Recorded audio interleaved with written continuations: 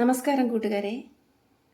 ഇന്നത്തെ വീഡിയോയിൽ ഉൾപ്പെടുത്തിയിട്ടുള്ളത് 6ാം ക്ലാസ്സിലെ അടിസ്ഥാന പാഠാവലിയിലെ ചലനചിത്രം എന്ന പാഠഭാഗമാണ്. നേരെ ക്ലാസ്സിലേക്ക് പോകാം. പ്രകാശം കൊണ്ടുള്ള വരയാണ് ഫോട്ടോഗ്രാഫി. അത് നമുക്ക് ചുറ്റുമുള്ള സർവ്വകാര്യങ്ങളെയും ഒപ്പിയെടുത്ത് നമുക്കത് പറഞ്ഞു തരുന്നു.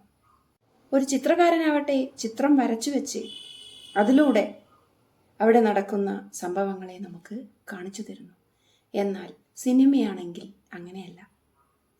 ചിത്രങ്ങളും ഫോട്ടോകളും ജീവിതത്തിൻ്റെ ഒരു മാത്രയെ പകർത്തി വയ്ക്കുമ്പോൾ സിനിമ അതല്ല ചെയ്യുന്നത്. കാഴ്ചകളും ചലനങ്ങളും ഭാവങ്ങളും പൂർണ്ണമായി നമ്മൾ നേരിട്ട് അനുഭവിക്കുന്നത് പോലെ ചലിക്കുന്ന ചിത്രങ്ങളായി സിനിമ നമുക്ക് കാണിച്ചു തരുന്നു. കാലത്തിനനുസരിച്ച് വേണ്ട മാറ്റങ്ങളോടുകൂടി സിനിമ നമുക്ക് പലതും പറഞ്ഞു തരുന്നു. പല അനുഭവങ്ങളും നമ്മെ പഠിപ്പിക്കുന്നു. ക്യാമറയുടെ കല എന്ന് വേണമെങ്കിൽ സിനിമയെ വിശേഷിപ്പിക്കാം. പേജ് നമ്പർ 29 ചലനചിത്രം എന്ന ഭാഗം കൂട്ടുകാർ വായിച്ചു നോക്കുമല്ലോ. ഒരു സിനിമയാണ് നിങ്ങൾക്ക് കാണുവാൻ വേണ്ടി പറയുന്നത്. ദ ഫിഷ് ആൻഡ് ഐ, മീനും ഞാനും. ഇറാനിയൻ സംവിധായകനായ ബാബക് ഹബി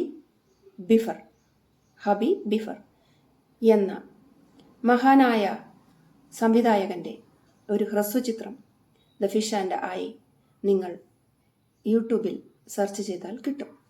അത് എല്ലാവരും കാണുമല്ലോ. സിനിമയെ മൊത്തമായും നമ്മുടെ പാഠഭാഗത്ത് തന്നിരിക്കുകയാണ്.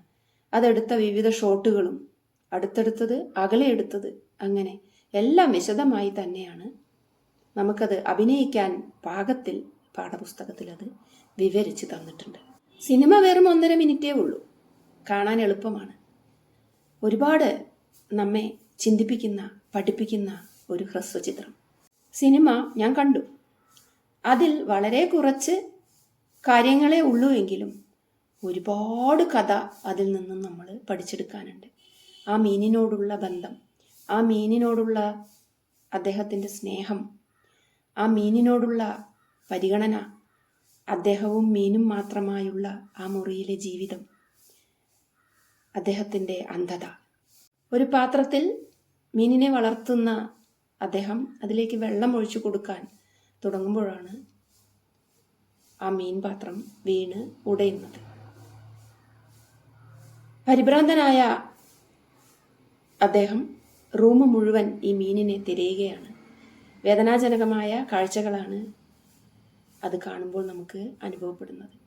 തൻ്റെ വസ്ത്രമൂരി ആ ഹോള് അടയ്ക്കുന്ന രംഗങ്ങളും വെള്ളം വേഗം എടുത്ത് മീനിൻ്റെ ശ്വാസം നിലനിർത്താൻ വേണ്ടി വെള്ളം വേഗം എടുത്ത് റൂമിൽ ഒഴിക്കുന്നതും ഒക്കെ നമുക്ക് കാഴ്ചക്കാരെ ഏതോ ഒരു മായിക ലോകത്തിലേക്ക് എത്തിക്കുന്ന ഒരുപാട് കഥയുള്ള ഒരു കൊച്ചു സിനിമ. അദ്ദേഹം തളർന്നിരിക്കുകയാണ്. തൻ്റെ ആത്മാവായ ആ മീന് മരിച്ചു പോയിട്ടുണ്ടാവുമെന്ന് അദ്ദേഹം വേദനപ്പെടുമ്പോഴാണ് വെള്ളത്തിലൂടെ, ആ ഒഴിച്ച വെള്ളത്തിലൂടെ മീന് അദ്ദേഹത്തിൻ്റെ കൈകളിലേക്ക് നീന്തി വന്നെത്തുന്നത്. കൂട്ടിലേക്കെത്തുന്ന ഒരു ചെറുപക്ഷിയെ പോലെ എന്ന് പാഠഭാഗത്ത് പറയുന്ന വരികൾ കൂട്ടുകാർ പ്രത്യേകം വായിക്കണം. അതിൻ്റെ ആശയം എന്താണ്? അതെ, കമഴ്ത്തി വെച്ചിരിക്കുന്ന തൻ്റെ കൈകൾക്കിടയിലേക്ക് ആ ചെറുമീൻ എത്തുമ്പോൾ ചെറുമീനിൻ്റെ കൂടാണ് ആ മനുഷ്യൻ്റെ കൈകളെന്ന് ആ മീൻ കരുതുകയാണ്.